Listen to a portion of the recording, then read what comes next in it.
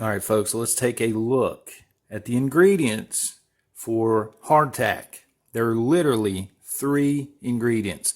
This stuff is the cheapest stuff on planet Earth to prep.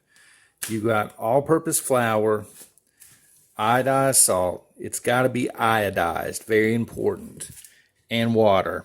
And I will actually, in the description, I will leave the recipe for making it.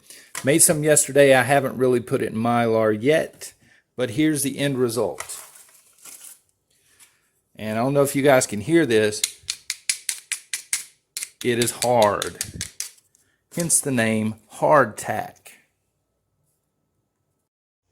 So guys, hardtack has been used for literally thousands of years. This stuff was relevant during the Age of Empires back with Egypt. You know what I'm saying? This stuff was here for the Civil War, the First World War, the Second World War, the founding at Jamestown, the Mayflower. Hardtack is just awesome. And the reason that I like hardtack is it's dirt cheap to stock. Literally dirt cheap. I mean, we're talking about 3 ingredients. All of them are cheap. And once you put them together, the shelf life of hardtack lasts literally forever. I mean, we still have stuff in museums that theoretically is edible from the Civil War. So, with that in mind, hardtack is the poor man's MRE, if you will, or the poor man's freeze-dried food. Now, can you survive long-term on hardtack?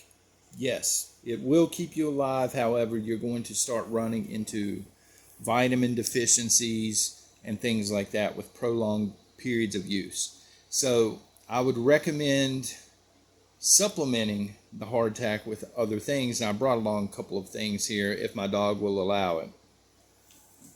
First of all, beef stew, okay? Beef stew is awesome. I've done this. You can also use soups. And what you're going to do is you're going to heat the beef stew up, and then you're just going to lay a couple of pieces of hardtack on top and give it about 5 minutes. And the hardtack softens up like bread at that point, and it's very edible. It tastes like the beef stew or the soup, chicken noodle soup, whatever you're putting it on. So it adds a whole lot of flavor to otherwise flavorless hardtack. And that's pretty much it with that. I mean, it's pretty simple, guys. The other thing that I would recommend it with is freeze-dried food. Freeze-dried food, this one I'm actually going to be covering in the next video, folks, this evening. So I'm going to bust this Mountain House lasagna with meat sauce up, and I'm going to partake in a little bit of Mountain House lasagna, and I'm going to let you guys know what it tastes like. So we'll see. But I've had a bunch of Mountain House stuff. My favorite so far is the ice cream sandwich. I've also gotten a hold of a couple that I don't particularly care for. So we're going to see about the lasagna. But anyway, you make the freeze-dried foods. If you have stocked any of the freeze-dried emergency food, you make it up in a bowl, put your boiling water in, mix it, let it sit, put a piece of hardtack or a couple of pieces of hardtack on top.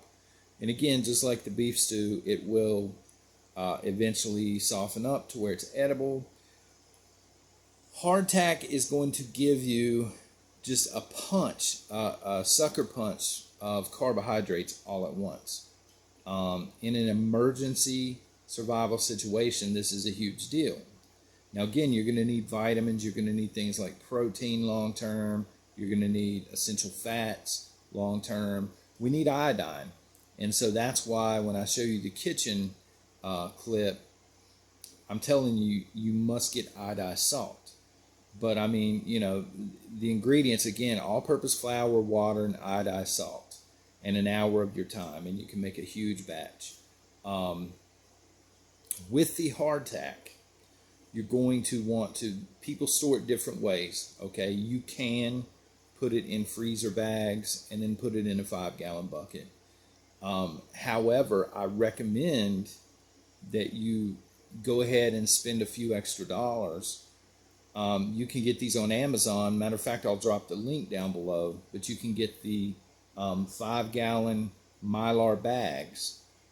And Mylar bags, you know, a lot of people will try and sell you the sealer that goes with it. You can use a curling iron, as a matter of fact. Yeah. And what you do is you drop a couple of the oxygen absorbers down inside the Mylar bag. Most of them come with the oxygen absorbers for one flat cost. And then you're going to put all of your hardtack down inside the Mylar bag. You're going to seal it with a curling iron, whatever. And then you're going to put it in the 5-gallon bucket. And what this does is, at this point, if you've done it correctly, the hardtack will outlive you. So you don't really have anything to worry about. Stuff lasts forever. And I'm telling you right now, if you are trying to stock up food on the cheap, most of us are on budgets. I know that I am. I would love to have a back room just completely chock full of survival food. But freeze-dried food is not as inexpensive as some people may think. When you're buying it, it's $80 to $100 a pail. So it does take, you know what I mean, a little while to build it up. Supplement it with hardtack. All right, that's all I'm saying on that. Supplement it with hardtack, and it will stretch the amount of time that your freeze-dried food lasts. Anyway, hopefully this video does some good for somebody out there. If you have not done so, please like and subscribe. If you want to follow me on Patreon for $1 a month, folks. $1, you probably have that much in your couch cushions, right? The link is down below. And then also, if you'd like to buy me a cup of coffee sometime, some people do that, and I really appreciate it. The link for PayPal is down below.